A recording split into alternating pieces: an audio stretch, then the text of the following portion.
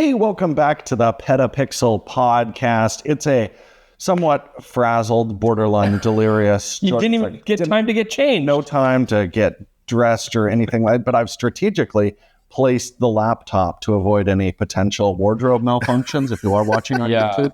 If you're just listening to this, then you've dodged that bullet. Yeah, Jordan wanted to pull a Sharon Stone, a little bit of Basic Instinct, but, you know, it's a family show. Yeah, he's wearing a bathrobe, folks. If you're just listening, it's just a bathrobe. Yeah, he's wearing, and it is actually his favorite wear. This is his natural state of being. This is, yeah. I'm joined here, if you don't recognize that voice, by Chris Niccolls, who is at his most Chris Niccolls this morning. Hi. So we are out. You can't see behind us; it's totally blown out, but we're right overlooking the ocean. On beautiful Vancouver Island right now in Parksville. And I got to say, I'm delighted to see a familiar background behind my friend Jaron Schneider back home. How you doing, buddy? I'm home. I'm good. I'm back with my Gundams and my LED lights and my couch and my dog underneath this blanket somewhere. I'm good. I'm happy. I got home yesterday after a month and a half away, and I'm ready to get back to the swing of things. Nice. I know you greet your dog when you get home, but do you like dust off the Gundams? Do you like say, "Oh, I missed you, babies"? Like, you so just I did many come down rail here. guns. I came down here pretty quick. One of the things I was concerned about was how much dust would just have collected on everything. But before I left, I had closed up all the vents and closed all the windows. And I came in and I'm surprised to find basically no dust. So I'm very pleased. Everyone is fine. It's an exciting week for all of us. Yeah. This is a big episode. News we've been waiting for years finally happened. Canon has opened up the RF mount. We're going to talk about that. We were doing some shooting out here. We're going to talk about that a little bit as well as our experiences working with crews as part of teams in larger productions. We want to talk about that. But before we do that, we're talking a lot about Canon, actually. It's a major Canon week. Canon. Yeah, the big stories that all broke. Red claims. Yeah, that's right. Jaron's been chatting with them. So yeah, exactly. Yeah, we got hot scoops. But before we get to that, guys, I want to know, what is your comfort wear? Now, I have clearly identified my... See, the problem with you... the problem with your comfort wear, so we spend a lot of time on vacation together. Yes. So I see Jordan in a bathrobe all the time. Yes. So it's comfort wear for him. It's not necessarily comfortable for everybody else around him. No, I'm not good at being modest in the bathroom. I forget very quickly that it's... But I'm really going for a Tony Soprano vibe, I think is kind of my end game, except without the criminal activity, the murder. I'm trying to avoid things. Yeah, you don't kill people, but just the overall vibe. But still, you run prostitution rings and stuff. That's who does? This is a great start. What's funny to me is we've been on multiple overnights together now, Jordan, and you have never graced me with a bathrobe. So this is they're not news provided to me. On Airbnbs, and they take up too much room. But thanks to the lovely Beach Club Resort in Parksville, Vancouver which Island, is beautiful. Yeah, I can finally podcast in comfort. So that's exciting. Oh God! How about you, Chris? What do you wear, Chris? My comfort wear? My comfort wear would be rain jacket, waders, boots, standing in the middle of a river. That is when I'm at my most comfortable. Yeah, after a long day's work, I've noticed you always put that on to watch a movie. Yes, but otherwise, that tracks for sure. Bombing around the house or whatever, I'm a underwear and t-shirt kind of guy in the morning. I absolutely hate socks. So I do not like to wear socks, especially around the house. So I don't wear socks. That's my comfort wear, is sans socks. That's exciting news for our feet people. Yes. Whereas Jordan is, you can't you can't see it because we don't want him to reveal his junk. But Jordan is also a big, old-timey slippers kind of guy. Is there a way I can do this? Don't show it. Hang on. No. Oh, God. Oh, my gosh. No, that was dangerous. No. You're gonna pull, yeah. Take my word for it. I'm with Chris. I don't like socks either, but I typically wear sweatpants and t-shirts. I'm wearing sweatpants right now. But I don't like socks either unless it's really cold, and then my feet get cold, and I feel like I need to put them on. But even other than that, I don't mind. Yeah. No. Okay. Yeah. There you go. Well, that was compelling stuff. That was weird. Let's actually get into the stuff that people tune into this podcast for. As I don't know what you guys are doing. Yeah, we're just gonna go ahead and lead into the intro here. No, people tune in for the foot fetish stuff. I mean, that's always how it's been.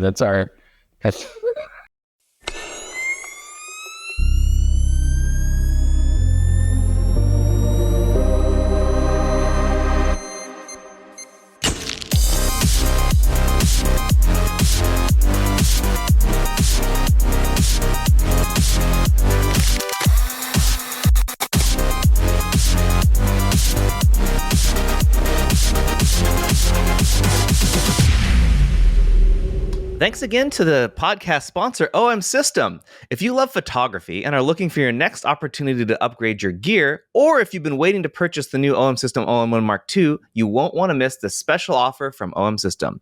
It's time to trade in your old gear and trade up to OM System, where cutting-edge technology meets exceptional quality. Right now, during OM System's trade-in, trade-up event, running all of May and June, all day of both May and June, all days, you can get incredible savings. Here's how it works. Bring any qualified interchangeable lens camera to a dealer location for evaluation. It's important to mention that interchangeable lens camera. We're going to come back to that term later in the podcast. Interchangeable lens camera. Yeah. Bring one to your dealer location for evaluation. You'll receive the value of your traded gear plus additional offers and rebates on select products, boosting your savings even further. Plus, you'll earn a trade-up bonus towards the purchase of select OM System products, making it the perfect time to upgrade. You'll save $300 on the new OM1 Mark II body, which is now just $2,099.99, down from $2,399.99. So that's $2,100 versus $2,400. Or choose the kit with the 12-40 f2.8 Pro 2 lens, now just $2,700, a $300 savings from the regular price. And that's not all. Chris Niccolls, that's not all. Enjoy savings on lens bundles. Get $200 off the Zuiko 90mm f3.5 Macro IS Pro, which is perfect for macro photography. You can save $200 on the Zuiko 40-150mm f2.8 Pro, which is great for wildlife shots. Take $300 off the Zuiko 100-400 f5 to 6.3 IS, ideal for capturing birds, or $300 off the Zuiko 8-25 f4 Pro, which is excellent for landscape. My baby. You can get love that lens. Basically, you can get basically anything you need to shoot basically any subject for a discount right now. Maximize your savings and walk away with brand new, powerful, portable, and weather-sealed OM System gear for your adventures. Don't wait. These offers are only available until the end of June. Visit your nearest authorized OM System retailer or visit explore.omsystem.com/PetaPixel for more details on how to upgrade your gear today. Thanks to OM System for sponsoring the PetaPixel podcast. Wait, which one of those lenses did you like, Jordan? The 8-25. 8-25 rules, Jaron. He loves ultra-wide stuff. Ultra-wide to normal, best focal length, and not every lens mount has one available. So it's time for, well, as we might talk about later, some third-party manufacturers to step up and fill those gaps in a few of our favorite lens mounts. Yeah. well, that's a nice segue because... Thank you, Jaron. Right after you and me, Jordan, recorded our podcast last week, some major news broke. I was on the podcast last week. You were there with your fish, yeah, but you didn't say anything. Yeah. Well, because I was fishing. I was too occupied fishing. You guys did a great job without me. So I've heard. The RF mount is now open, if not just a little bit. They have allowed Sigma and Tamron to make lenses for their mount, but with an exception. Yes, APS-C only so far. And it's interesting, like Sigma basically has unleashed their entire, I shouldn't say entire, but the vast majority of their contemporary lenses, some zooms, some primes, famous ones like the 1850s, all the contemporary primes. But Tamron just released 11-20. It's a great lens, but it's interesting that Sigma has like 8 unleashed and Tamron only 1 so far. Well, it's interesting because they've done something similar with Z mount. Sigma is only producing APS-C lenses for that, although there's actually more options now in Canon RF if you're shooting APS-C. But yeah, I was very surprised with Tamron. I thought because you've got things like our favorite 35-150 available in Z mount and not in RF at this point. So that's what I'm really going to kind of be keeping an eye on because obviously like that's where I don't know many people using APS-C Canon RF cameras. No. And clearly Canon's not interested in producing a lot of glass for them. So this is actually good, right? We've talked about how Canon isn't supporting the APS-C platform. So people who are using, our 7s and stuff, this will be nice. This will be nice for them. They get to actually have a good series of at least contemporary lenses or the 11-20. It's a great ultra wide. Yeah, you would expect... I'd say their lens lineup is equivalent to M. Yeah. Yeah. You would expect, that Tamron will release more in the future. It is interesting to have these things go side by side with Sigma and Tamron, and Sigma just basically shotgunning and Tamron just having 1.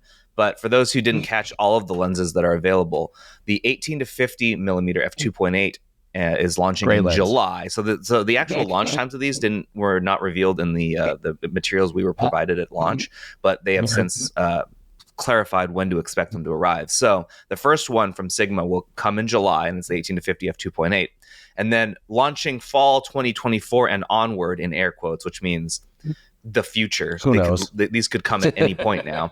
The 10 to 18 f2.8, the 16 millimeter f1.4, the 23 millimeter f1.4, the 30 millimeter f1.4, and the 56 millimeter f1.4. All of those will come majestic, starting in the fall. I don't know which one you should expect first. It looks as though they just listed them in in numerical order. I probably the zoom, and then they'll just start to slowly roll out the primes. But even with this, it's still going to take a while to have support, which kind of goes on to illustrate what we've mentioned before. Like, even if Canon were to open its mount, it would still take forever to get all of the lenses moved over. Yeah. So it's just rough. Canon had never shut the door in the first place, then we would be bathing in these lenses right now. Yeah. Absolutely covered in them. I mean, I think Canon, in some ways, this is almost a smart strategy, because the majority of the cameras that are out there for enthusiasts who are looking to buy multiple lenses are going to be full frame. Now they can say like, oh, no, our mount's not closed. Our mount is open, but they're still going to be exclusively selling their own RF full frame lenses, which is really where they're going to make their money and the most popular lineup that they've got. Yeah. I think we're going to have to keep pushing it. Obviously, it's going to be a little bit muddier now when we're saying like open up the full frame RF lens mount for third-party developers, but they still need to do that. But at this point, at least they can say perceptually, it's not a completely closed mount. There are some options. Chris, vamp. Vamp? Why? What are you doing? I'm going to stop down. Oh, okay. I thought he was going to put on. Oh, okay. Well, we're just going to keep going. Well, this is a good opportunity, actually, to mention something, and I think this makes it even more like I'm questioning what's going on. Is what's going on with Sigma and the Nikon Z mount? Like, what's really happening here? Because you'll see that I've talked about it a little bit with people in the industry, and you'll notice that Nikon isn't like aggressively litigating against those who may make an autofocus lens for Nikon Z mount. Yeah, you'll see it from like Viltrox, for example, who's not like, I don't think they're like officially, licensed, sign off to do it, but Nikon's not stopping them. And then you'll see Tamron actually actively working with Nikon to make lenses. Yes. Sigma isn't going to go the route of, we'll just, fake it till you make it. We want to have an official, like a relationship. We're not just going to release it. So why do you guys think that Sigma has nothing on Nikon Z? Why do you think Nikon isn't letting Sigma do it? I do really think there's a lot more direct competition from Sigma, especially regarding primes. And Nikon needed some Tamron glass to flesh out their lens lineup early on. So I could absolutely see that being look, we'll use some of your glass. But don't let them other guys in there. But yeah, Sigma, I mean, definitely you look at like their new 500 5.6 is directly competing with Nikon's much more expensive super teles that we're going to be talking about a little bit later. But yeah, it's a real shame because especially like for wide astro lenses, I don't know what's going on with Nikon. Like they don't have a wide bright prime aside from the 20 mm f1.8, and they need one. Well, so here's the thing too, like the reason Nikon isn't necessarily litigating against anyone who just makes lenses is because they're in that position where they want people to have more choice so that they can get people interested in joining the Z mount. So like they can't have it both ways, in my opinion. If you want people to be interested in the Z mount, you sort of have to just let them be. And also, like, you look at Sony opened E-mount super early, and they're doing just fine. So, like, you think they're taking a page from Sony in that playbook of like, let's not fight, let's not be nasty, let's keep it open, because ultimately that's been very fruitful for Sony. Yeah, but Sony initially, like early on, said you can do it. They actually made it open. Yeah, I just don't think Nikon has much to gain by opening it. Like perceptually, absolutely. Saying, if we are open to all of the major manufacturers right now. But just looking at how much overlap there is between their lens lineups. I mean, they're getting something out of Tamron. They're getting holes in their lens lineup plugged by them. Sigma, they would just be inviting some really fantastic competition who's just killing it right now, especially, like I said, with prime glass. Yeah, Sigma, I think everybody should be worried about Sigma, to be honest. I mean, it's nice that some companies are letting them in, and I think Sony's going to do well there, but I also think Sony's going to lose some lens sales to a lot of the new Sigma glass that's coming out. Pretty exciting stuff. So, yeah, I could see why other companies might be a little bit avoidant. That's maybe why they open up the APS-C line. Like Jordan said, it looks good for public perception. The real question is going to be, are they going to let them do the full frame thing, or are they terrified? Eventually, I think they'll have to. But they bought themselves some time, and a whole bunch of people saying, like, yeah, it's now an open mount, even though there's no actual options for the majority of their camera users to access third-party glass at this point. Well, on a related note, the camera industry. Yeah, we're going to talk about Canon 2 more times in the news thing, but on a related note to this, camera sales in Japan boomed, and they actually showed for the first time in a decade, they actually rose in terms of sales year over year. Since 2010, all it has done is steadily decline, except we have plateaued. Yeah. Well, last year they went up. It's all X106. That's possible because Canon was not part of this, obviously, because they also reported that they sold fewer cameras last year and their profit margins were down. Do you think that their choice to bring in Sigma was directly related to the fact that they realized they weren't moving cameras? I think it's twofold. Like, they're not moving cameras because they haven't released an exciting camera. That's really what I think what it is. Yeah, like they released 4 cameras last year and multiple lenses last year. Yeah, I know. I see the face you're making, Jordan. But not ones that their core audience is going to be excited. Like, I remember the R5, R6 is going to absolutely skew things because those cameras sold like crazy. Yeah, the perception is the R5, the R6. I mean, Nikon have updated their Z series. Now they got a ZF. Sony have just been going nonstop, and they haven't replaced these cameras. And it's about time. In fact, it's past time. I think R5 2 is definitely going to come this year. I hope so. And also, I think the perception of where's this R1? I'm doing air quotes for those people that are listening, or we don't know what it is going to be called. But the R3 has been carrying the line, and it wasn't ever meant to carry the line. It's a heavily specialized camera for sports and journalism, some wildlife. Like, it's specifically designed for smaller file types. So it's like, it's hard to be excited about that. You kind of got to keep the momentum going. They've certainly fleshed out their enthusiast line, but I don't know. Yeah. We need some big cameras. I think we said it earlier this year or even at the end of last year, 2024 needs to be a big year for Canon. And we were just saying that from a perspective point of view. Now it's from a financial point of view. They need this to be a big year. And so far they haven't done anything, but it's still early. We have all of the summer and all of the fall to go. So we'll see what they can do with it. Final story we're going to talk about today is that, final story regarding Canon anyway, is that Canon was surprisingly upbeat about Nikon's Red acquisition. And I guess maybe it was only surprising if you looked at it from the perspective that you expected Canon to poo-poo it publicly, which they're not going to do. Yeah. But they said that when I asked them, like, how do you feel about this? They said, we hope this development will lead to the revitalization of the video production industry. And they said that exact line to, I think, 2 or 3 separate questions that I asked them.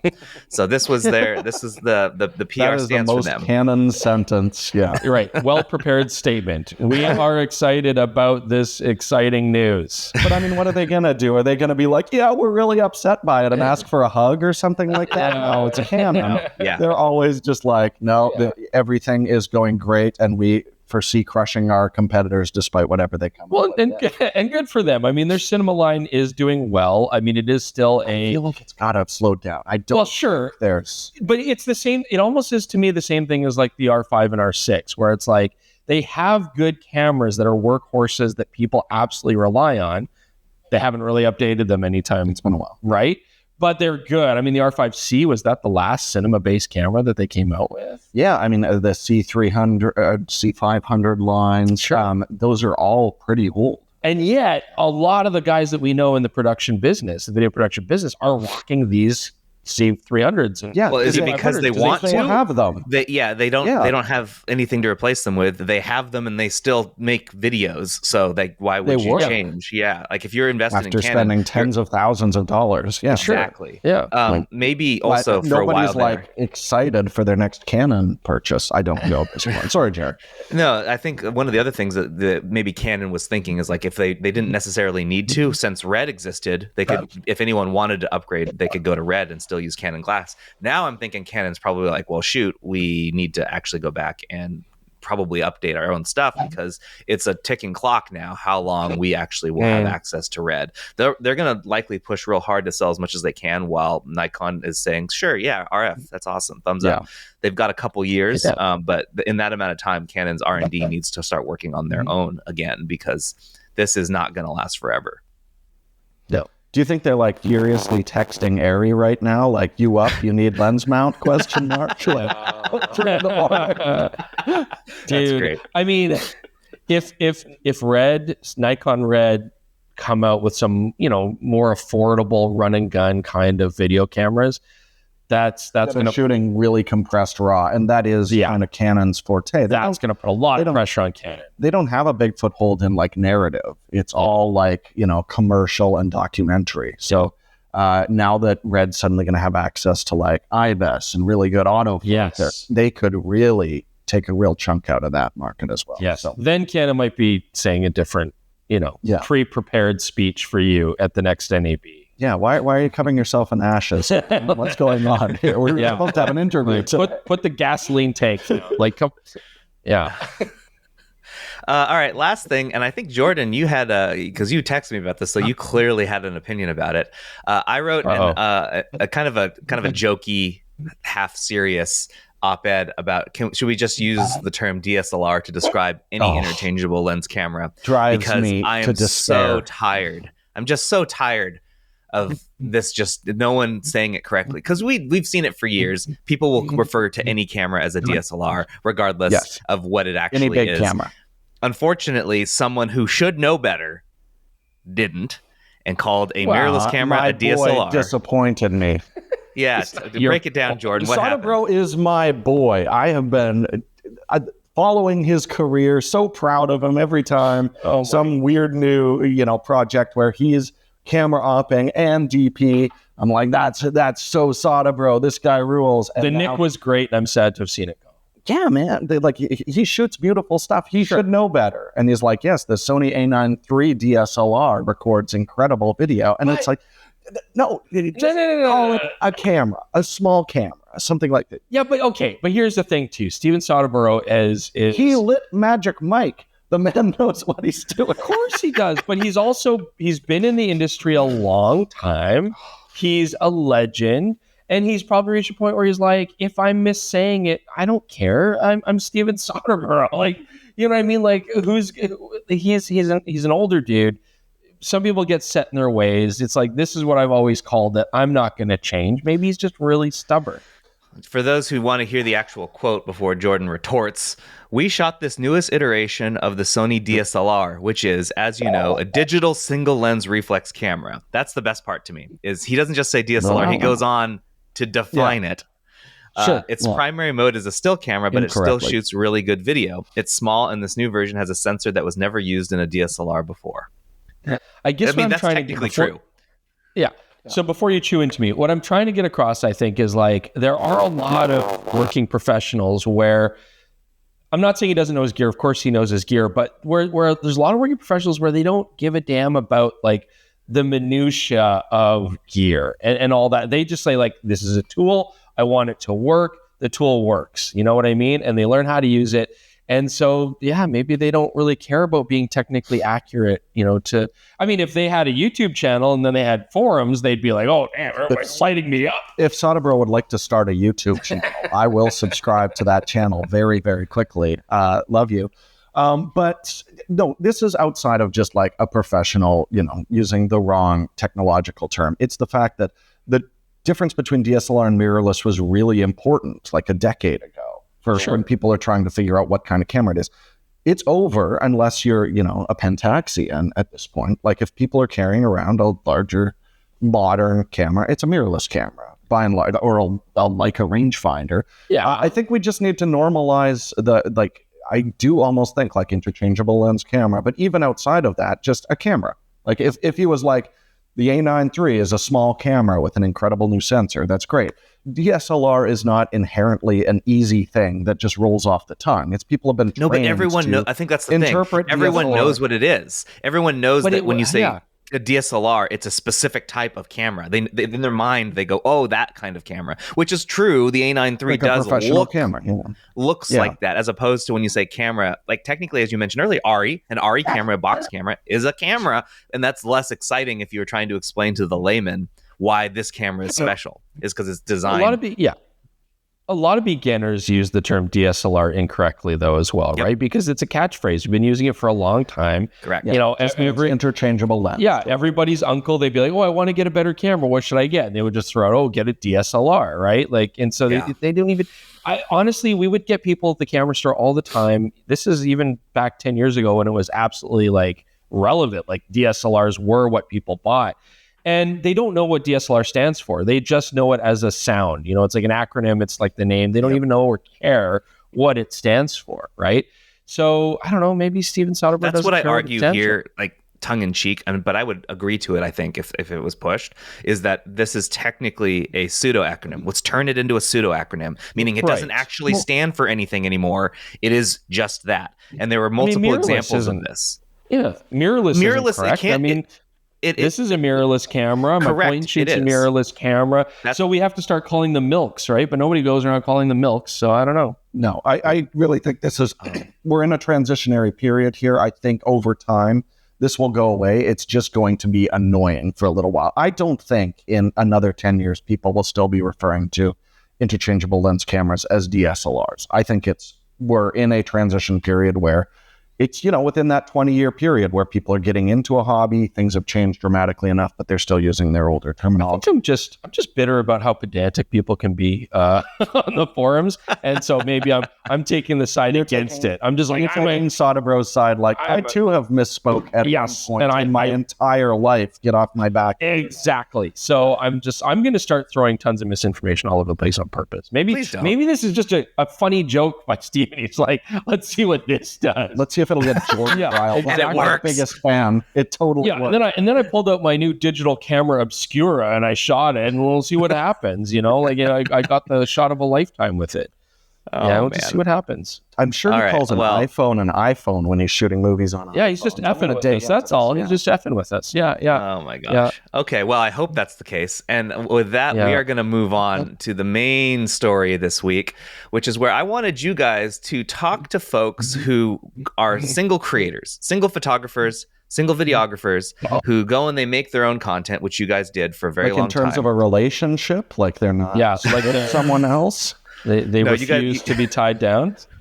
No, and you know what I mean. Go ahead, Jaron. Okay, so Playboy creators. Okay, all right. When someone who is used to working by themselves does their stuff, and let's say they get really popular or popular enough in their local area that they are asked to do other projects, and they end up getting pulled into a project that requires a larger team. Suddenly, they're being asked to do something they may not have done before. Sure. And that's work with someone other than themselves. And they have to integrate into someone else's workflow and work with other teams to create a finished product that a client necessarily might want. So I wanted you guys to talk a little bit about what it's like working with larger teams that you don't typically necessarily work with, and what tips you might have for folks who need to integrate with others with no experience doing so. And I want to preface this why we're bringing it up is because while you guys were where you are now in Vancouver Island, actually, you were working with a team on a project that we'll be seeing here in the next few weeks on PetaPixel. And secret. We can't talk about exactly what, but you did work on a project, and that's different than your typical workflow. And this is with a team that you don't work with a lot. You have worked with them before, but you can talk about what your first time was like working with them and how you got around and integrated well with them. So I'll let you take it from here. I'm going to spoil the NDA. I don't care to spoil the NDA. It's a brand new mirrorless DSLR that we were exploring. It gives you DSLR image. Yeah, and it's got a smartphone built into it, and it's also a camera obscura. So first thing, yeah, it can be daunting when you have to then work with somebody you've never worked with before who's wearing a bathrobe beside you while their upper thigh continually gets more and more exposed. And so, and so, yeah, that can be a very strange experience. So with the situation where you're in Parksville, working with Raymond and Sean, and Sean is somebody that we've known for a long time, right? That was interesting because they're actually a two-man crew as well, like we are. And so I feel like their dynamic is quite similar as well. So. And so having then the two-man crews come together, I don't know. I mean, you found it actually really nice to have another camera angle and more help. I've always said, like, the easiest way to add production value is more people. And that's why movies have such, huge crew thing, because that really does actually pay off. I don't know why my camera you did just a thumbs gave me up. a giant thumbs up. Anyone only listening, Jordan didn't turn off the new Apple gestures. Oh, yeah, the gestures. So if you do certain gestures on camera, it will I'm surprised your whole system didn't freeze up when that happened. But anyway, continue. No more thumbs ups. I'm sure I was saying good and smart things. No, it is definitely having that second angle on something. Just someone to like hold a reflector or something can make a huge difference to it visually. But like going back to the original topic of like working with people, like we've been doing it quite a bit more recently. Like Jaron, you've been on site for like the documentaries that we've shot, Idaho, LSST, the Blair documentary, like all of those. I've gotten a lot more comfortable with that, I would say, in the last year. But if I were to go back even a little bit further to like some projects I've done with a full crew, I think the biggest thing that I learned, those are narrative films, and we've got lots of people there. You're always fighting, like you were put in that position because people had enough faith in you to think you could accomplish it. But you're surrounded by a lot of people with different experiences. And I just had to be like, look, I'm not gonna try and pretend that I know everything about every department here. You've got to reach into what everybody knows. Like my assistant camera has been on a lot more shoots than me, used a lot more, has way more experience. If I don't know something, or even if I want a secondary opinion, like ask. Don't feel like everyone's going to look down at you and be like, oh, this guy's not qualified to do the job, when you have access to that wealth of information from other people. The same thing when we're out shooting with the guys the other day is like, I'm keeping an eye out. They're seeing shots, they're seeing options, and you just can't be possessive or territorial of it. Like filmmaking is a team effort. Yeah. It's one of the areas, and there are some people who are designed to be like lone wolf filmmakers or creators or things like that. Some people just don't, it's not how they work. I think there's a lot of dynamics though going on. Like, correct me if I'm wrong, but on a movie set, what's nice about it is you do, as you say, have your prescribed roles, right? So going into it, what role you're supposed to play. Maybe if you're getting into like creative director kind of stuff, then it can get a little bit iffy because people have their own ideas. You have your own ideas, it can be tough, right? But with our dynamic in Parksville, you have to learn how to navigate relationships, and you have to learn how to navigate personalities. Absolutely.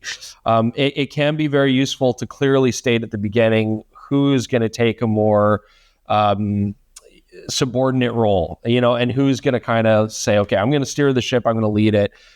In this particular case, it was pretty easy because it's our project that they're helping us out with, right? So we're in charge of, okay, this is the narrative we want, this is the stuff we have to cover. And then they were really good about just being like, okay, like, we'll be your tour guides. We'll show you around different parts in Nanaimo, stuff that's really pretty.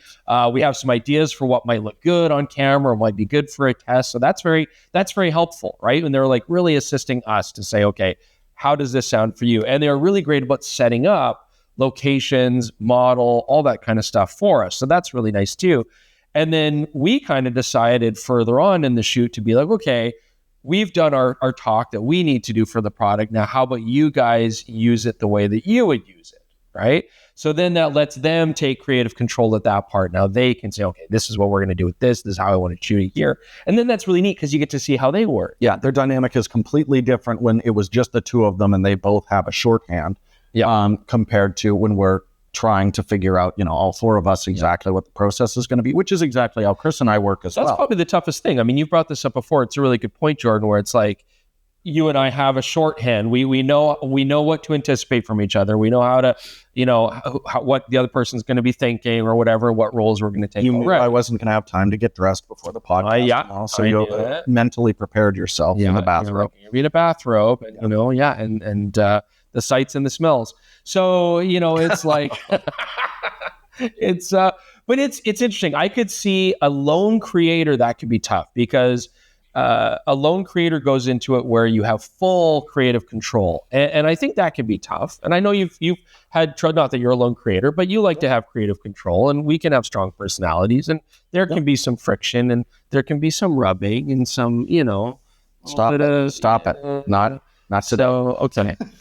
Right? So one thing I will add to this is, I don't know if you guys encountered this much in what you did, because the way that you guys approached creating was different than me. But when I went into it, I had no intention of really being a YouTuber. I went into it wanting to sell work. So I had my own studio where I was working with myself and a couple other people who worked within the workflow that I created. So when it was me and my friend Toby Harriman. It was actually more Toby who got this job, and he brought me in. We were brought in to do a big project with Verizon during a Super Bowl one year. Right. And when we got there, we were one of 5 cogs that Verizon had hired one CD creative director to manage all of us. And we get to their base of operations, and the way that they're doing things, I had never encountered before, because I didn't actually work at a production agency prior. I just created my own, and I made my own processes, and I made my own thing work.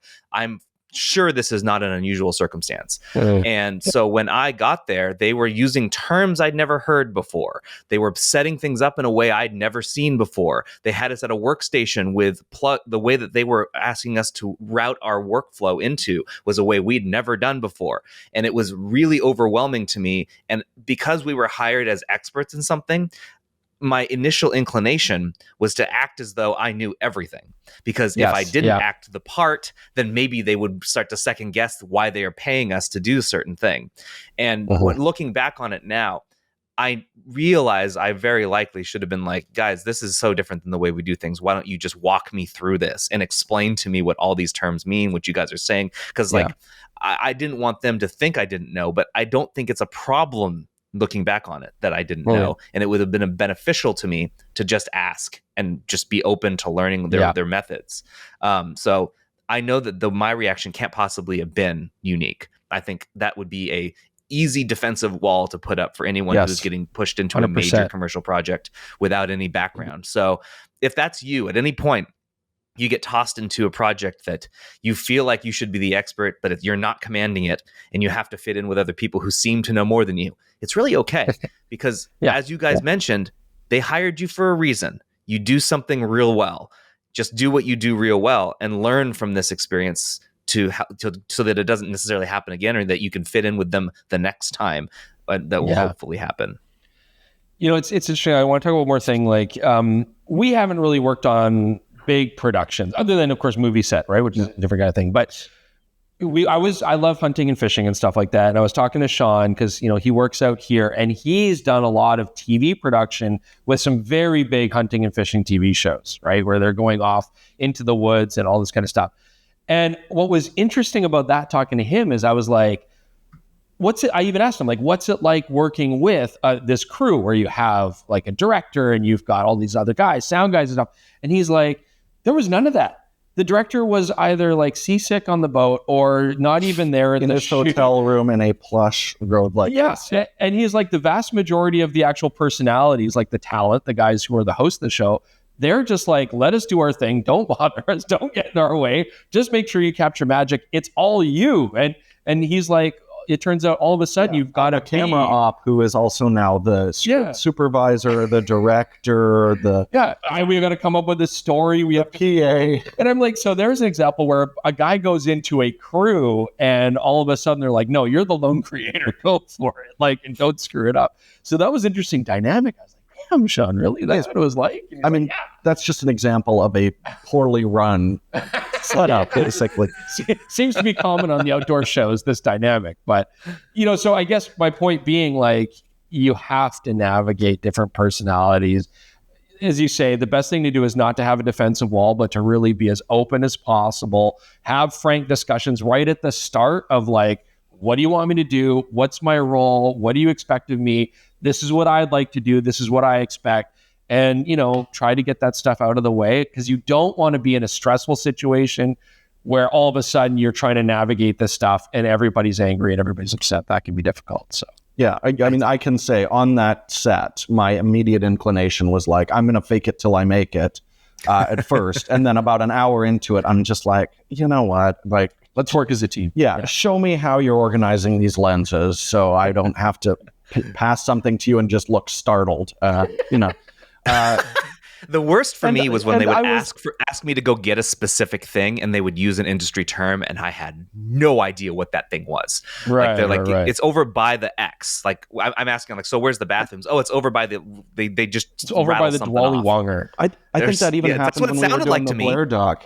There's a Dwally Wonger past the Wu Hang, and you got to get that and bring us back for Ghibli bloops. I think when we were doing the Blair doc, I was like, I need sticks, and Jaron was like, what? I don't know if it was sticks. It wasn't I'm not a dog. I'm not on a that dog. note, sticks did happen to me early in my career because I came from like the photo side, and we don't call them that. No, they're tripods. Stupid name. So when I heard sticks, I was like, excuse me? Like, that was the first time I heard that. That's a visceral memory of being like, I don't know what that is. And I felt stupid. So like, like, it's okay. There are people out there who come back with a clapboard. You're like, it's kind of stickish. It makes the stick sounds. Click, is this clap? what you meant? Yeah, no, like, for sure. Like, it wasn't sticks from you, Jordan, but it was something similar where it was just like, nice. I don't know what that is. Cozy. And luckily you don't, belittle me when I don't know something, because you're a kind-hearted person, and I appreciate that. I mean, that's how a good set runs, is everybody's, should be learning from everyone. Pull at me sometimes. Yeah, I do. Absolutely. But I've also learned over time that you respond well and get defensive if I berate you just the right amount. And then we get some good takes out of it. That's cinema gold that way.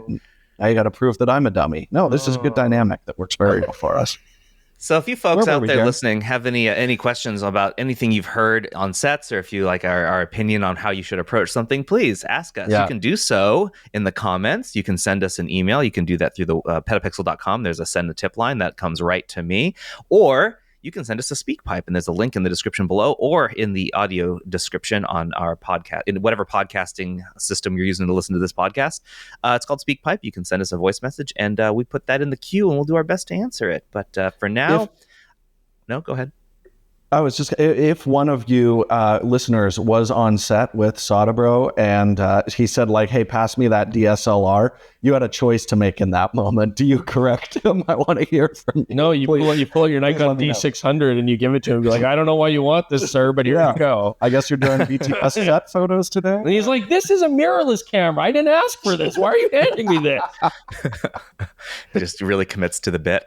All right, before we get on to tech support, I wanted to get some questions to Jordan, follow-ups from last week from the discussion on the Insta360 X4 8K. And one of the questions, and you actually responded to this, Jordan, I think, but I wanted to put it in here because it is worth mentioning. We didn't know about this. Dave Xmit said, did you get a letter from Insta360 telling you to not mention sponsorship? And Jordan, I'll let you take this one. Yeah, we did not. And this was coming in. We've done sponsored content for Insta360 before with the X3, which was labeled as such. But with the X4 coming in, that was brought in as a review. Now, we didn't do a full episode review of it, but that is how I treated it that way. And just hearing that this is going on, I mean, if I got an email like that, I would immediately send the camera back to them. And, it's completely unethical, and it's illegal in the US and Canada as well, not to disclose that something is sponsored. Homie, don't play that game. Exactly. I mean, Farouk Ifondo online did a great, very impassioned video, which unfortunately I had the sound on while my kids were in the vehicle just the other day. So they learned some new words. The first thing he says is, I've never said the F word on my channel before. And now I'm going to say it about Insta360. And now you just pop right out in the car with all the kids around. It's great. Mike just cranked right up. I mean, they know these words. But no, we did not. And it's because it wasn't sponsored. That's why we didn't get a message. Yeah, it wasn't sponsored, and we wouldn't do it. We wouldn't do it. No, we wouldn't do it. We say no to things all the time. All the time. Yeah. Next one was an actual question about the camera, Jordan. EMTB Videos says, what about the 5.7K plus on the X4? If it's higher bitrate, it could allow for more cropping compared to the X3 5.7K. Yeah, so this is something I was very curious about. Typically, your bitrate doesn't add sharpness. Your bitrate is very good for keeping kind of like macro compression. So you've got moving water, like what's behind me that you can't see because it's totally blown out in your shot. That'll just turn into like pixelated goop like you see with bad YouTube compression. A high data rate will definitely help with that, but doesn't generally increase overall sharpness of the image because it is a higher data rate in the 5.7. What I'm very curious about is what process they're using to create the 5.7 because it's natively an 8K sensor in that camera. And the 8K image, as we showed last week, is sharper than the X3's 5.7K. But then I tried 5.7K on both of them and found that the older camera is sharper. So they're using some kind of, binning or however they're creating this image, line skipping or something like that, that's not using the best of what the sensor is capable of, which makes sense to me because we saw it had those overheating issues when it's outputting 8K where it's using all that information. So it's clearly trying to work around that. And as a result, if you're going to shoot a lot of 5.7K, I would again go for the older instead of 360 X3 would be my recommendation. There you go. All right. We're going to move on to tech support. And we have several. Don't you want to know what everybody's been up to, though? I was wondering if you were going to interrupt me because it's true. It's true. We could talk about what we've been up to, but I thought it was mentioned in the intro why you guys were basically holding hands while in your underwear. But if you'd like, Chris, why don't you go into it? That we're on vacation in Parksville together, and that's why I'm subjected to the bathrobe. What happened when you were gone last week, Chris? So last week I was fishing in Terrace, BC, which is just across the bay here from Vancouver Island, for steelhead, and it's beautiful. There's more. Eagles there are like crows anywhere else. They're all over. Sounds great. Yeah, you love crows.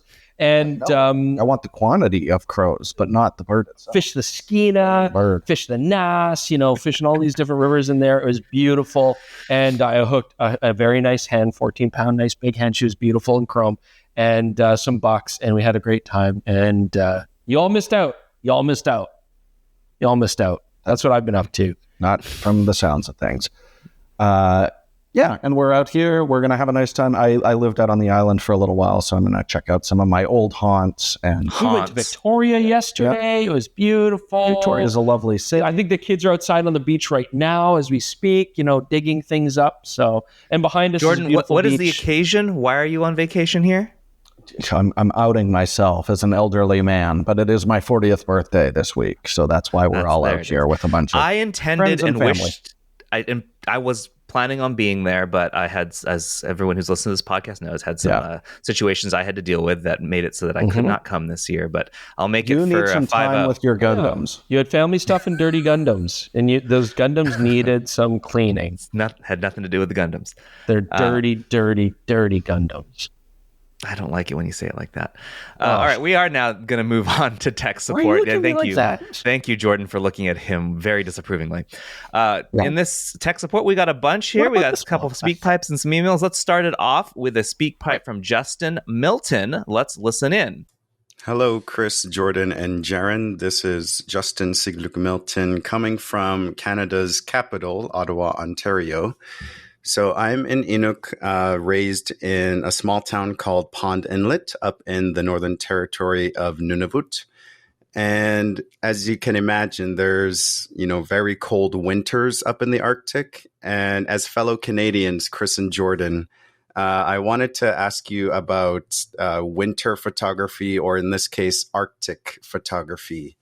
So I'm currently rocking the Sony A7 IV with the 28-70 f3.5 to 5.6 kit lens, but I'm currently planning to update my lens roster with, for example, the 20mm f1.8 prime and the 20-70 f4 zoom lens from Sony. So I guess my question is, what tips do you guys have as fellow Canadians for cold and Arctic photography? I know there's tips and tricks. For example, you should keep your camera batteries warm and in your pockets. And you should, for example, put your camera inside a bag before you go indoors to avoid condensation. So is there any more tips and tricks regarding cold/Arctic photography? I love the podcast. Keep up the great work. Yeah, so this is a good question. I mean, people are always curious about using cameras in cold. We have a great deal of experience with. Too much experience. So, first things are the basics. Yeah, Justin's brought this up because obviously he knows he's been in these situations. Keeping batteries warm, very important. I mean, battery life will, depending on your camera, fade quite quickly in cold weather. So you want to have something where you can swap it, warm up the cold battery, put in a fresh warm battery, keep shooting. And so that's those are kind of common sense. The real issue that a lot of people struggle with is condensation. That's a very real problem. And we can talk about this in terms of Arctic. It certainly has something we should talk about in terms of warm conditions as well. But basically, the general rule of thumb is this. There's no danger taking a warm camera into a cold environment. That's not really a problem. So, you've got your camera in your house and you just want to go out and take a picture of something outside in the cold, no problem. The issue is really, though, when you have a cold camera and then you want to bring it back into a warm environment. That's where you're going to get condensation. So you should never have an exposed camera that's cold going into a warm store or back into your house. You really want to keep it in your camera bag, seal it so that the cold air is trapped inside, and then it will acclimatize slowly. That's very key. And this doesn't just happen in the Arctic. I mean, this can be you're in an air-conditioned restaurant in a warm tropical place like Costa Rica, Mexico, somewhere beautiful like that, and then you walk outside into... This has happened to us. Yes, 98-degree humidity and whatever, and you'll get condensation as well. Another thing that kind of, I think, is worth talking about, even in warm situations, like one of the things with Arctic air, as we all know, anybody who lives in an Arctic situation, it's dry. It's super dry. It's not like the air has a lot of moisture. It's frozen. It's dry. It's terrible for your skin. It's rough. You go outside, you feel your body dying around you. And in those situations, condensation is not really a big problem, like dew, things like that, not really a big problem. But certainly if you've got astrophotography pursuits, even in the summertime and you want to shoot on a warm night and it's going to start to get, it's cold in the night, it's going to start to warm up in the morning and you're going to get a lot of condensation in warm summer air, that could be an issue too. So there's bands you can put on your lens that will actually heat up the front element so that you don't get dew forming on your lens elements. That can be very important as well. If it does happen, if you start to get moisture in your lenses, you need to put that puppy away right away because it's also going to be condensing on your circuit boards and inner elements and stuff like that. You get mold and fungus growth. Terrible things. Dirty things. The big one I want to point out that we encounter all the time is if you're going out shooting in extreme cold and jumping in and out of a vehicle all the time. This is something we do constantly, and every part of your body is going to be like, let's crank the heat up in the car as much as possible so we can feel our feet when we jump back into it. You don't want to do that. Yep. You want to have it kind of like cool-ish so that you can start feeling your fingers again, but you don't want to have this dramatic change in temperature. And like Chris mentioned, throw your camera in the bag before you jump into the car. Yeah, because you're breathing in the car, lots of moisture, it gets warmer. Yeah. So cold to warm, bad. Warm to cold, good. That's the simple answer there. Gloves, very important as well for shooting in Arctic. I mean, I've had situations where my hands get so cold, it becomes very difficult to actually even manipulate the camera. Yeah. Like straight up, pushing buttons, controlling dials. And if you're trying to shoot something quickly, that can be a nightmare. So make sure you have, there's battery heated clothing, there's battery heated gloves. I mean, whatever it takes for you to be able to manage that, it's very important. Yeah. Cool. All right. Next one is from Ryan Mutch. This is also a speak pipe. Let's listen in. Hey, Chris, Jordan, and Jaron. This is Ryan from Colorado Springs. Love the podcast. Got an audio question for Jordan. I work at a local TV station. We just started using the Sony FX3s, and we're trying to settle on a microphone setup. I personally have the Gen 1 Rode Wireless Go and the Rode Video Micro, and I use the Rode splitter cable, and that works really well for me. I've showed my boss the setup, and he likes it, but we're trying to look at the DJI mics as well. I'm just wondering if there is a advantage to either one, or is it just a coin flip? I do know that DJI products tend to have a higher failure rate.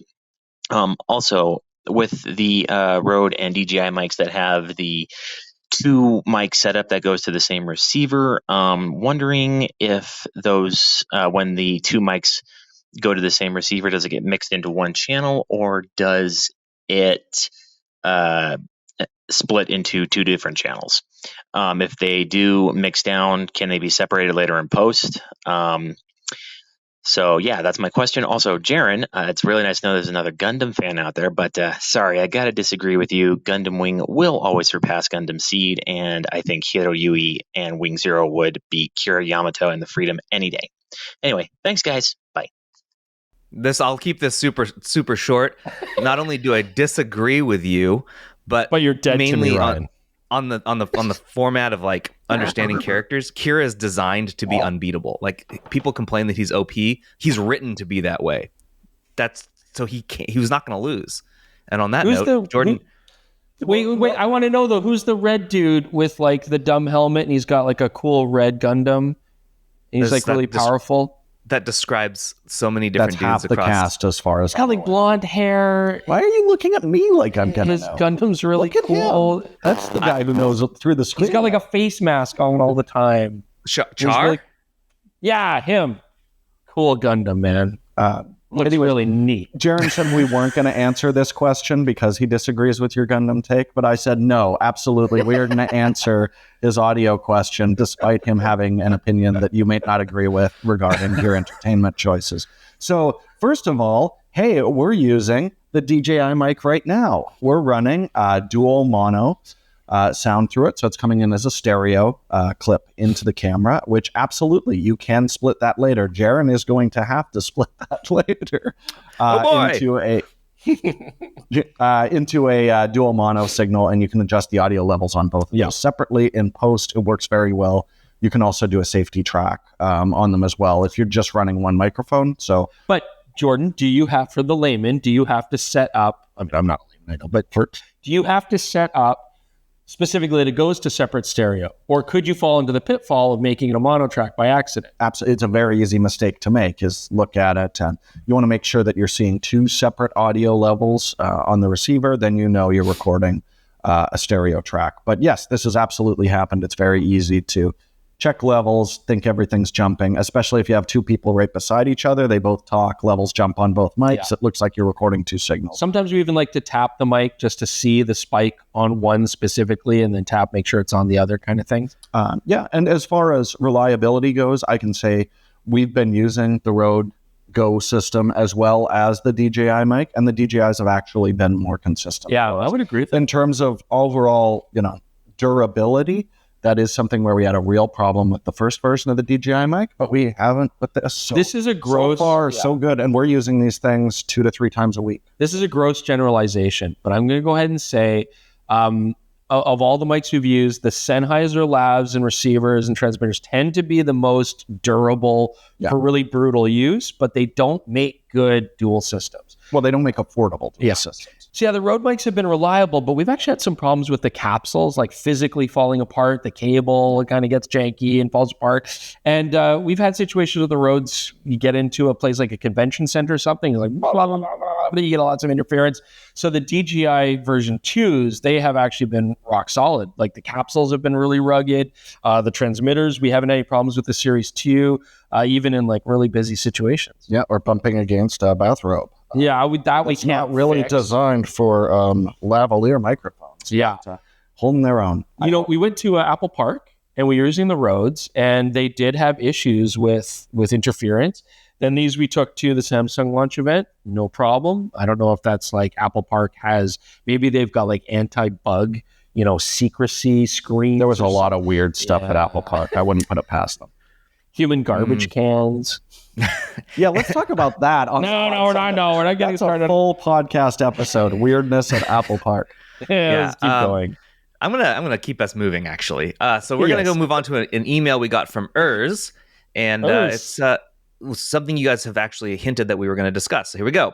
This is Urs from Switzerland. I've been a Canon hobbyist shooter ever since 2006, which is when I bought my first DSLR. In 2006, one reason to opt for Canon was in part for the 5D being the first affordable full-format DSLR, and in perhaps bigger part, the assortment of superb glass. This has changed dramatically with Sony. What? Actually, a DSLR. Actually, a DSLR. We're talking about actual DSLR. Yeah. Actual DSLR. Okay, so they say now, this has changed dramatically with Sony and now also Nikon gaining train on, not to say passing Canon. I'm particularly envious on Nikoneers for their long lens options, the 180-600 and also the 600 f6.3 prime. And I do wonder how much longer Canon can afford not to counter these assaults on its former playground of dominance. Now, don't come and tell me that Canon has already given an answer to this with the 200-800 lens, which some seem to genuinely like. I find Canon's trend of long but slow lenses disgusting. Wow. I simply don't understand why Canon is not coming up with something like an RF 600 5.6 that is lightweight and reasonably compact, ideally with a built-in 1.4 converter. So a lens would blow both Nikon and Sony's offerings in that range out of the water. I understand this would not be cheap, but it would be worth saving for if it brought the same quality or better than the EF 400 f4 Mark II. I do wonder if you guys at PetaPixel think about the current long lens landscape, in particular with regard to Canon's precarious position being in danger of falling off the cliff. We were just kind of talking about this before. Canon does seem to be kind of in a precarious situation. And it's funny that Canon came out with the diffractive optics, the phase Fresnel, though Nikon really went and ran with basically the same technology, and they're doing a really good job. And Canon kind of let it go, which was kind of funny, even back in the DSLR days. You're right. Canon needs affordable compact primes. They could really use that Sigma 500mm 5.6. Yeah, but they'll never let it happen. So I get where you're coming from, Urs. Also, you have a very interesting way with words. I like the way you write. I don't know if disgusting is the immediate. Yeah, but I do like the former playground of dominance. That's excellent. I do want to jump on that. This is a very recent development. Really, Nikon owning the mirrorless super telephoto space started less than 2 years ago, and we talk about development cycles all the time on this show. Blaze through. I would not be surprised at all, because it seems like Canon and Nikon only ever pay attention to what Canon and Nikon are doing, not any other company that might be sneaking up for second or first place. And I strongly suspect we'll start seeing them do what Nikon's done, but Nikon has a huge leg up right now. Again, my lens is refusing to focus on me, but there it goes. Okay, that's okay. Good. I've said it already today, but I do think that Canon has a lot to prove this year, and especially given that it's an Olympics year, there's zero chance that we see a new Olympics level shooting camera and not some glass to go with it. I would be blown away if they keep leaning on just their SLR converted glass that they launched almost immediately, and it's not really made for mirrorless. They work great, but it's just like they just tacked on a converter on the end of them. Yeah. So I would like to see that too, Urs. But that's our thoughts. Moving on, we got another email from Jake B. I've read Chris's article on testing and comparing in-camera black and white JPEG profiles and just finished listening to the April 10th podcast. This led me to a question I don't see talked about much in the photography media. When talking about it in-camera colors and tones, why is it never mentioned that you can set up your RAW production software to import your camera's set profiles as a baseline to your RAW file? Why fuss about in-camera colors, color science, and all when we're just importing to Adobe Color? Thanks for everything that you do at PetaPixel. Yeah, absolutely. And you can do that. And it's good that people brought it up, because if you want to see even black and white JPEGs and stuff like that, you can do that then as a starting point. And for color, yes, you can absolutely use your presets. I still tend not to. And I guess that's just because I'm going to tweak everything anyways. I like to have a more neutral starting point because I'm always playing with different brands of cameras all the time. And I just don't want us to have. We're gonna have to do a JPEG shootout. Hey, we're gonna have to happen again. The great JPEG shootout part 2, where we then really, because there are differences in how these companies show off their color profiles and what they like to tweak. And I was actually really surprised doing the black and white episode to see just how dramatic that difference was amongst the brands, even just something as simple as black and white. So yes, absolutely. For me, I don't really mention it because I do tend to just go to Adobe Color as a starting point and then work from there so that it's more neutral for me across many different brands. Yeah, I can say that specifically when I was shooting with Fuji for my personal cameras, there I did absolutely import the color profiles a lot, because I would shoot and pre-visualize through the viewfinder kind of the effect that I wanted. I know Jaron was doing some of this when we were in San Francisco as well. It was like, man, we got a flower and that Velvia is popping. I mean, if you can make that choice at the point of shooting, it's completely reversible anyways. But if it does save you some time in post, or just, you know, if what you're looking at through the viewfinder is closer to what you would eventually develop it into being, I find it a lot easier to just focus, you know, otherwise on like your composition and things like that. It's a great starting point. That being said, you know, there's going to be a lot of photographers who then get into it with a camera they're familiar with, and they might end up making their own presets or downloading somebody else's, right? In which case the point is mute. Now you're going to use that preset instead. So yeah, you got lots of options. Absolutely. All right. Last one is one more speak pipe. This one's from John. Let's listen in. My name is John, and I am a digital hoarder. I've got 24 terabytes of photos and videos on a RAID array that is approximately 2/3 full and a sketchy cloud backup process. I also made the mistake of purchasing an A7R5, which, while I love the camera, combined with my trigger-happy fingers, it has not helped the hoarding situation with its enormous file sizes. I shoot a lot of home video, but my job prevents me from editing as much, so everything piles up. I do revisit older files, and when new technologies arrive, like the HDR editing in Lightroom, I rediscover old photos. All of this to say that my hoarding has been further enabled by my sincere belief that one day these photos will be important to me.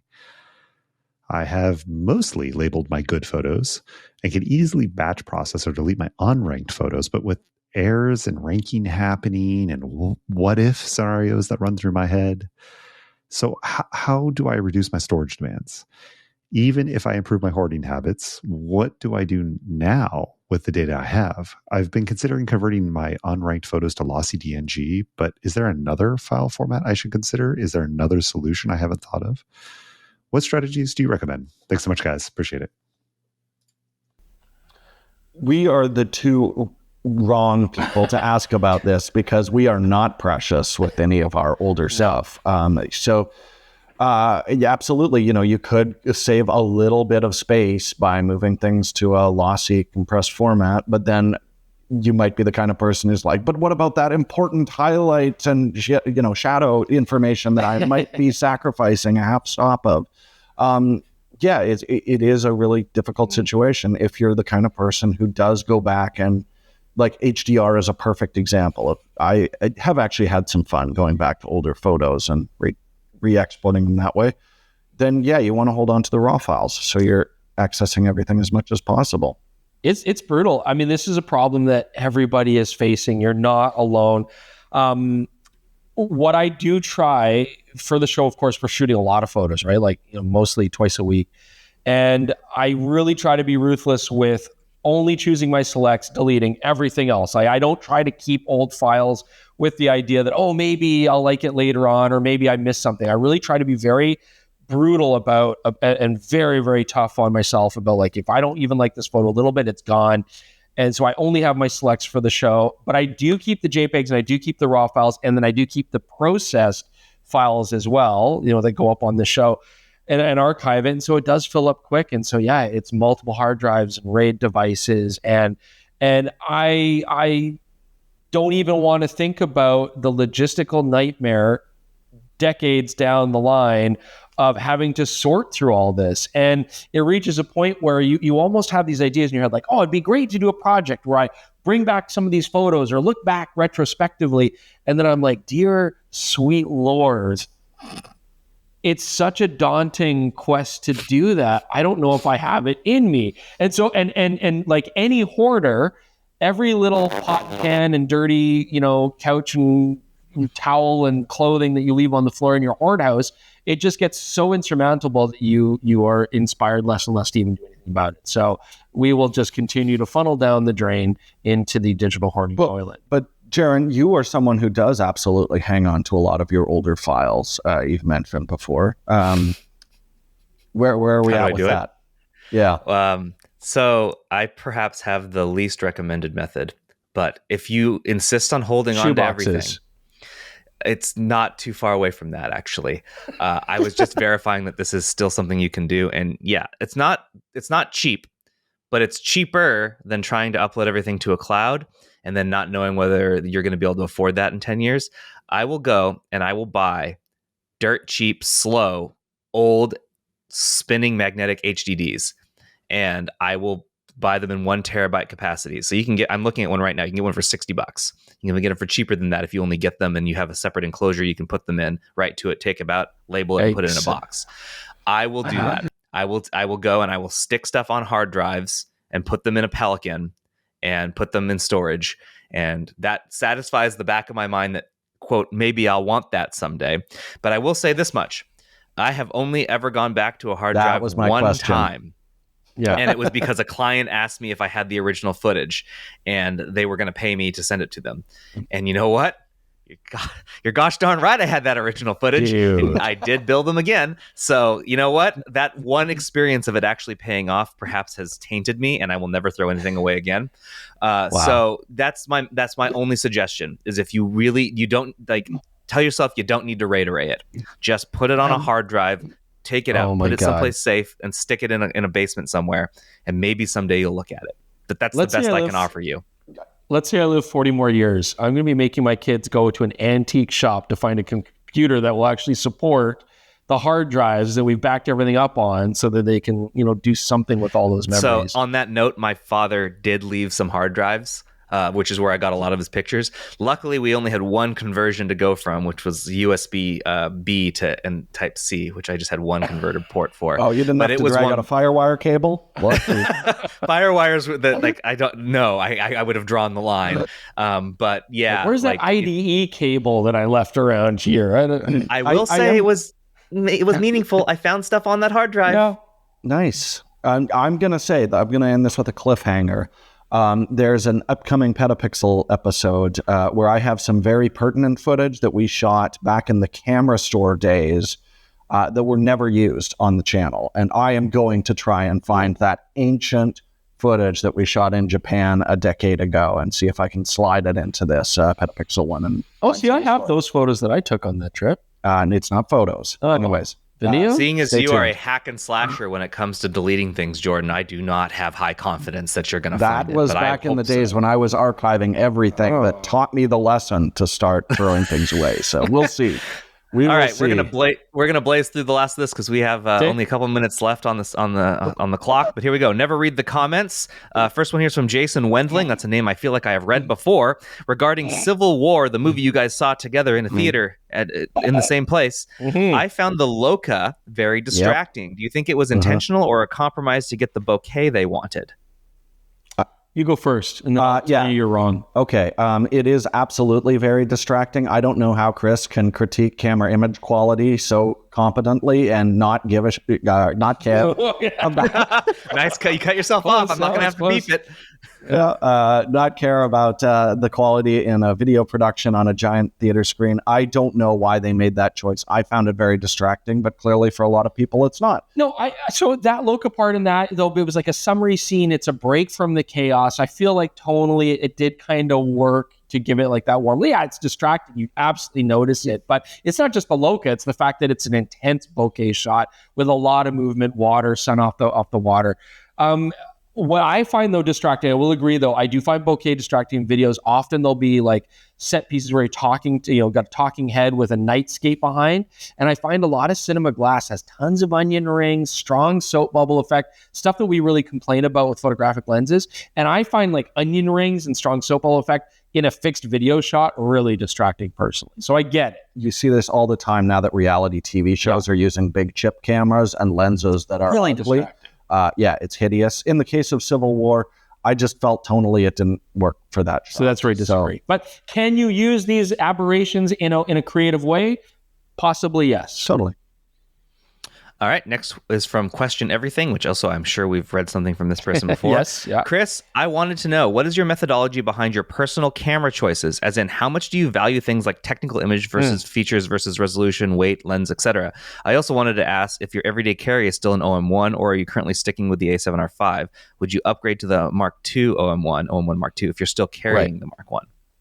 Let me answer that backwards. I would absolutely upgrade to the OM1 Mark II, sure, but I have an OM1, so that's what I'm using, right? I mean, it is still my everyday carry. In fact, that's what I took steelheading, and it's, again, perfect for that because I can beat the hell out of it, not worry about it. The guide Todd was even like, you're the most chill person I've ever seen with cameras, because I'm like leaving it out on the deck of boats and stuff. And maybe that's just carelessness. Putting it in the wheel well of a truck. But the camera survived when it got driven over. And so, the OM cameras and the Olympus cameras before them, they really, I do have to say, they're super rugged, and I love them for that. The A7R5 I do still love as like a regular photo camera. It's my favorite as far as image quality goes. But to answer your question, image quality is not that big a deal for me. I really tend to prefer smaller, lighter cameras. Clearly rugged would be a high thing for me because I want it to survive. So Micro Four Thirds is why that's why I'm fine with Micro Four Thirds. I don't think image quality is that big a deal. A good photo taken on any platform is still a good photo in my mind. I got nothing. Okay. Jordan, I'm going to go ahead and send this to you if you haven't clicked on it, but we got an email from Nobleark. I know, these people. Who sent a link to a Facebook group with 91.7 thousand members. So 91,000 all members. bots, as far as I'm concerned. The title of this is "Crows Are Awesome," and it's just a bunch of crow pictures. And there is one at the top here where it's covered in snowflakes, and it is incredibly good.